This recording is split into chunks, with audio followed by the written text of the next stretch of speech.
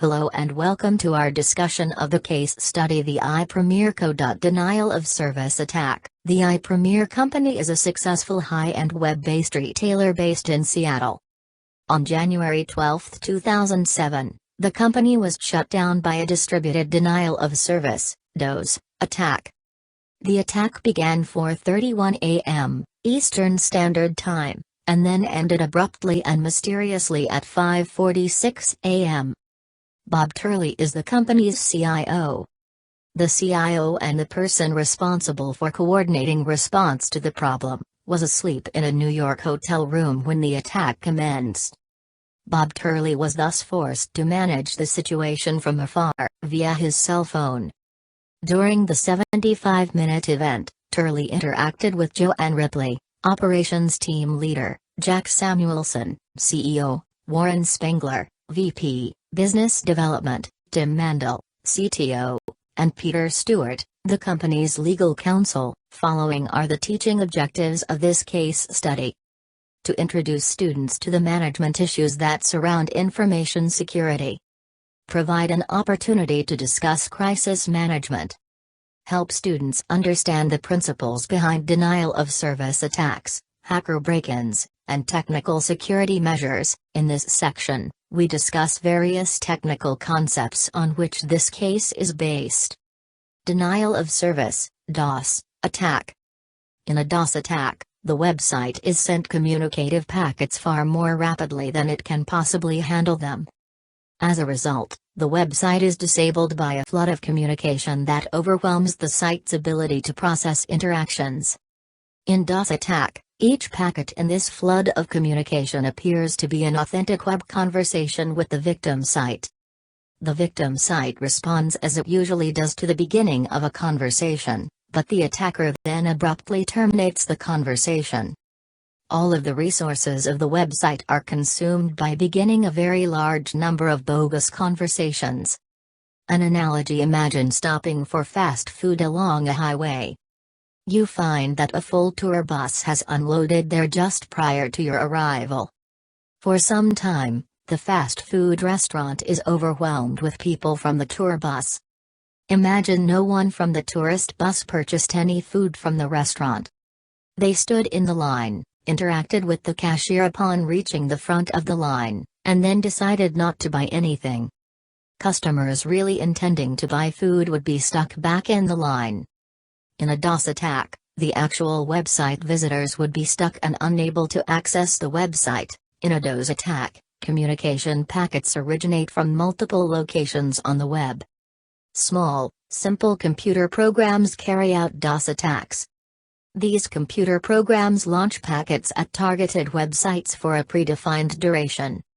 These programs can be secretly deposited on the computers of users who leave their machines connected to the internet with no security measures. A DOS attack is difficult to defend against. This is because the flooding packets come from a large number of locations. If a victim site tries to defend itself by ignoring packets coming from an attacking location, the attacker detects that. The attacker then automatically triggers attacking software from other vulnerable computers that are waiting to attack. DOS attacks are very easy to launch and difficult to defend against. The most modern methods of defense rely on automated monitoring that detects recognizable attack patterns. The case describes that iPremier company had software to recognize and defeat simple DOS attacks. The DOS attack in this case was somewhat sophisticated. This was because this attack was distributed and it was directed against a piece of network equipment, a router, rather than the iPremier web server. A firewall is a combination of hardware and software. A firewall is intended to prevent unauthorized access to a company's internal computer resources. Computer users outside a company's physical premises often have legitimate needs to access that company's computers. A traveling employee, for example, may need to use a system that he often uses at work. Or a supplier employee might need access to files inside the company so that she can collaborate with company employees. The primary function of a firewall, then, is to facilitate legitimate interactions between computers inside and outside the company while preventing illegitimate interactions. It is important to understand that a DOS attack is different from intrusion. A DOS attack paralyzes a website.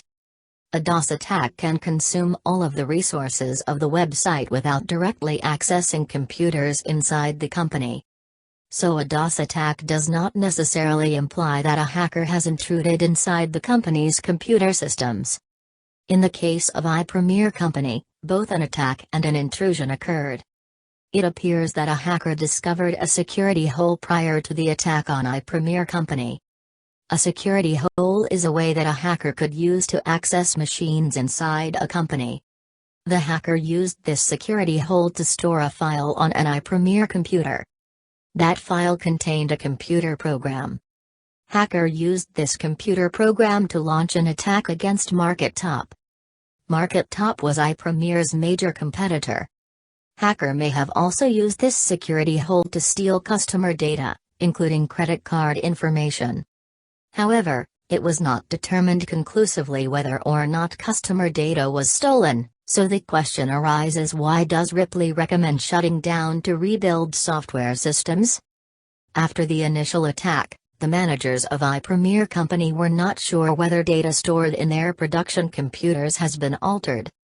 If there was an intrusion, either size of files would be changed or there would be files not present earlier. However, the subsequent attack launched from inside iPremier against MarketTop was a clear indication that hackers intruded the iPremier network. The hackers deposited a computer program on iPremier computers. If iPremier had been following best practices, they would have kept detailed records of all files that were supposed to be on production computers. The file details would include file sizes and other related information. If that was the case, iPremier could have easily detected this malicious computer program stored by the hacker by comparing it with other programs that were already there on the computers. The iPremier Company, like many companies, was not very prepared for a possible intrusion, or an attack. The iPremier Company did not have good records to indicate what files should be located on production computers. This situation is common in companies that do not have strong procedures in place to control access to production facilities. Many a times, companies are in a hurry to get production sites up and running, or to fix problems in production. These companies are sometimes too informal in making and tracking changes to production computers. The iPremier Company did not keep good records about what exactly should be on production computers. Consequently, Ripley recommended to erase everything and rebuild everything from scratch, from the latest versions of developers' files. The result of such a rebuild will be to recreate platforms that contain only files that should be on production computers. But there are risks involved in this approach. If records of how production platforms should be put together are not exact, rebuilding production computing systems might run into system malfunctions. Rebuild processes that have not been well documented may have to be reinvented on the fly. Furthermore, if undocumented changes have been made to production since an original build, then a rebuild can actually result in lost functionality. The iPremier case is primarily intended to explore crisis management issues in the modern context of computer security. The problems inherent in computer security will likely persist and there will be no technological quick fix. Security issues will become more and more relevant to general managers, whether they like it or not. In iPremier case, there were ample opportunities to improve. This case clearly indicates the importance of planning for crisis events.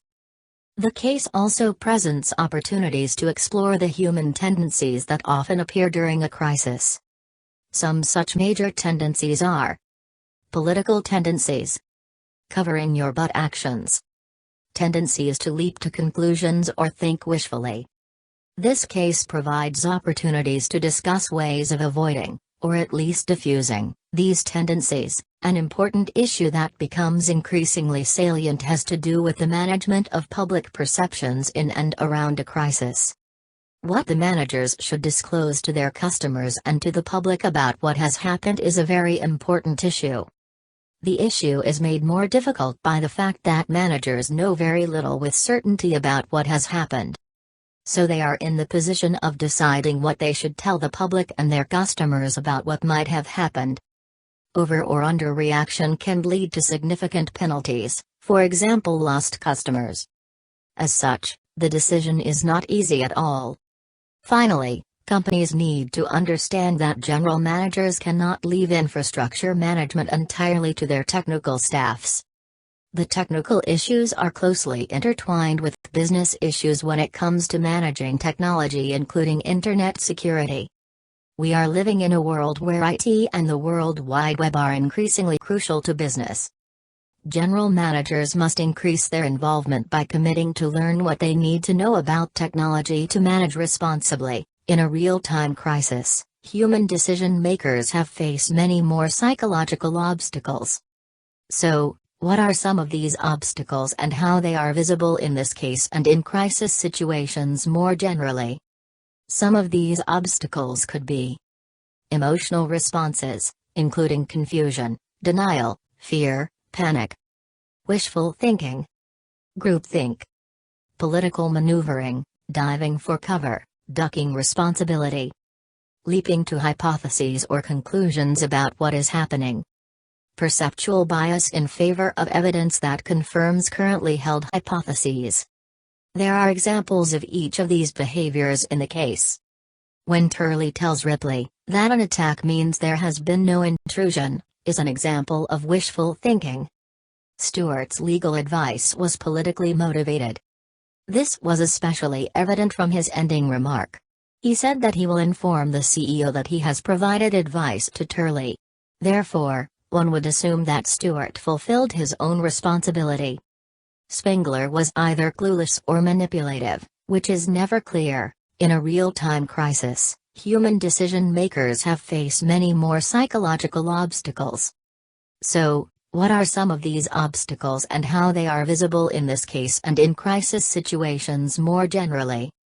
Some of these obstacles could be emotional responses, including confusion, denial, fear, panic, wishful thinking, groupthink, political maneuvering, diving for cover, ducking responsibility, leaping to hypotheses or conclusions about what is happening, perceptual bias in favor of evidence that confirms currently held hypotheses. There are examples of each of these behaviors in the case. When Turley tells Ripley that an attack means there has been no intrusion, is an example of wishful thinking. Stewart's legal advice was politically motivated. This was especially evident from his ending remark. He said that he will inform the CEO that he has provided advice to Turley. Therefore, one would assume that Stewart fulfilled his own responsibility. Spengler was either clueless or manipulative, which is never clear. There are two iPremier business priorities: getting the business back up and running, protecting customer assets and information. It is very important that a company know what is happening or has happened during and after a crisis event. This knowledge is very important to know how to manage external perceptions of the event. After analyzing the case, we can identify many principles and recommendations that might be useful during a crisis. Some of these are as follows. Know your priorities. See all the data and make data-driven decisions. Make decisions at appropriate times, not too early. Take actions that produce more information, if possible. Conduct experiments. Avoid wishful thinking, groupthink, panic, etc. Consult others. One important question that arises here is that why don't companies always follow this advice? The principles and recommendations mentioned above are easier to offer than they are to execute under fire. These principles and recommendations also present second-order complexities. For example, consulting others can be helpful, as when Turley talked with Ripley, or a waste of time, as when Turley was speaking with Spengler. This case tells us that no matter how well managers had executed this crisis management advice, their choices during the crisis event were quite limited. The only major choice they really had was whether or not to pull the plug, that is, disconnect servers from the network. The limited range of choices was a direct result of their lack of preparation for the event. Once the crisis was in motion, it was too late to take most actions that would have created additional options. It is apparent that iPremier company could have been better prepared for the problems it experienced. The iPremier company could have prepared better for the crisis by taking following actions: keeping up to date their crisis management procedures, who to call, in what order, etc. Rehearsing crisis incidents before they happened. Case indicates that Ripley talked about it but they never did it. Upgrading equipment so that logging option could be turned on without degrading performance unacceptably. Making modernization of infrastructure more of a priority. Maintaining a culture of crisis expectation. Better technology, for defense, monitoring, etc. Another question arises here: why iPremier has not already taken these preparation steps? The case analysis reveals that the primary reason was that the business was fast-moving and competitive. The primary priorities of the business was grow revenues, maintain profits, and improve product functionality. It is not surprising that iPremier managers did not give priority to maintenance of IT systems. Furthermore, the iPremier company was struggling to maintain an upward trend in its slim margin of profitability. A drop in profits could result in decreased share prices in the stock market. The iPremier managers were not nearly alone in their lack of attention to the possibility of security events. Nevertheless, iPremier managers clearly bear responsibility for their failure to prepare for this level of attack and intrusion, and for the consequences that resulted. As a general rule, nothing should happen in production computing environments other than production computing. Best practice requires that testing, for example, occur on different computers that are configured to simulate as closely as possible actual production computers. Such a testing facility is quite expensive, however, so not all companies implement this best practice. Also, changes in production should be migrated into the environment via a formal process. This formal process should document changes and maintain a reliable record of exactly what should be in production, files, their sizes, etc. Although this seems like common sense, it is often not done. One factor that drives violation of change control procedures is urgency. If a fix needs to be applied very quickly, change control will sometimes become an afterthought. It is a matter of business judgment whether the urgency of a needed change justifies taking on additional risk of less formal change procedures. The iPremier company had made enough informal changes. As a result, they no longer trusted their record of what files should be present in the production environment. The risk they took in making informal changes materialized into real consequences. The question arises here is that how to disclose the attack to customers and the public. So what could be some suggestion about managing the public relations aspects of the aftermath in this case? For PR purposes, iPremier managers could have said that the possibility of intrusion was very, very remote. They could have said that their decision to shut down the business was a strong precaution intended to demonstrate the company's commitment to protecting customer data. There would have been some adverse consequences to such an approach. They might have lost some customers. But the approach would have prevented the eventual catastrophe managers faced after the attack on Market Top. At that point, public disclosure was much harder to control and would lead to inevitable questions. In effect, iPremier managers gambled that the problem was not as serious as it turned out to be. However, doing so they made themselves vulnerable to a catastrophe. Whether or not the gamble was reasonable can be debated. However, it was unlikely that iPremier will survive. Legislation in some geographies requires disclosure of events that may have placed customer information in danger. This fact would not help iPremier very much, however. They were never certain that an intrusion has taken place until it is too late. It can be argued that iPremier should have disclosed even if they were merely suspicious that an intrusion might have taken place. But this too is a difficult argument to maintain. This is because it might be argued that there is no necessary connection between a DOS attack and an intrusion. One very interesting point is the fact that iPremier managers relied on questionable logic in the aftermath of the attack. Specifically, their pattern of reasoning appears to have proceeded as follows. 1. Because we were not sufficiently prepared for this attack, we do not know as much as we should about what has happened. 2. Because we don't know very much about what has happened, it is reasonable to make a median assumption, that is, that the attackers were not also intruders. 3. Therefore, there is no concrete justification for shutting the business down for 36 hours. In fact, based on the information we have, it seems irresponsible to do so. One objection against this line of reasoning could be that if you don't know what happened, you better be absolutely sure to do the right thing going forward, especially if you should know more than you do. Computer security is another area in which companies face risk trade-offs and must actively manage risks. In the iPremier case, only an extreme action, that is shutting the company down for 36 hours, could eliminate the risk. Beside this extreme action, other actions were available to reduce the risk. One such option was careful inspection of files. Following are some assignment questions of this case study that you should be able to answer now. 1. How well did the iPremier company perform during the 75-minute attack? 2. If you were Bob Turley, what might you have done differently during the attack?